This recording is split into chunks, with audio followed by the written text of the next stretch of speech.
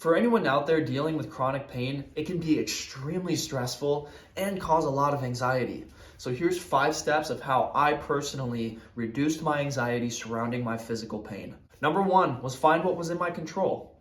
For me, a lot of my anxiety comes from feeling like I have no control. Now, granted, there's a lot of things in life that we just can't control, and it takes a lot of practice to accept that. But for me, what I found helpful was just finding the small things that were in my control and doing what I could to manage those things. And what's really interesting is if you start to focus on the things that you know 100% are within your control, that alone can bring up quite a few solutions and answers. Number 2 was listen to my body. Now, I got really good at ignoring the signals that my body was giving me. I herniated a disc playing college football my freshman year, and as a result of that, I dealt with excruciating pain pretty much entirely through college. There were days where I would have panic attacks sitting in class because I was in so much pain and felt like I just couldn't focus, and just what was going on was just way too much stimulation. But at the time, it seemed like there really wasn't a whole lot that I could do, and I just had to accept the circumstance and live in it. I eventually became a competitive bodybuilder and worked around my injury. And that alone,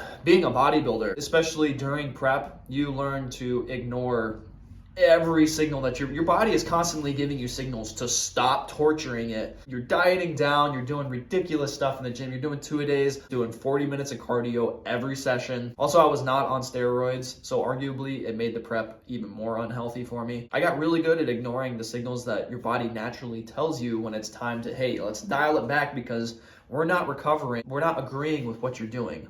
Now, don't get me wrong, mental toughness is extremely important, and it's a quality that everybody should have and should work on honing. However, just like everything, there's a dichotomy to it. I mean, really, you just have to weigh out how much am I benefiting from this agony that I'm ignoring, and what are the long-term consequences. Physical pain aside, I developed a lot of health problems, and I had to go see numerous specialists to get it all worked out. I mean, I had to do all kinds of testing and blood work and different types of treatment. And that alone causes a lot of anxiety because I felt like my body was failing me. And I was like 24 years old at the time. However, just taking the steps to A, find a professional to talk to, and B, actually going and speaking to that professional, that alone helped reduce a little bit of anxiety because it felt like I was taking control of the situation. And that leads me right into point number 3, which is find and speak with a professional or read the scientific literature. Now, I know that that is very inconvenient, maybe even sounds a little intimidating to do, but what you have to consider, what's the benefit ratio to the time investment and how much is that worth to you? If you have to sink 4 or 5 hours into reading some scientific literature and taking the time to then understand what's actually being said, but if you can walk away understanding more than what you originally went into, if you ask me, that's 100% worth it. Because then number 4 is make a plan. So taking all of that information that you spent all that time accumulating and educating yourself, A, feel like you're taking control of the situation, and B, you're acting on it and you actually are moving forward and you're putting in the effort to improve your situation. I know I keep saying you, and this is what I did for myself. I'm just thinking about how this may be able to help you.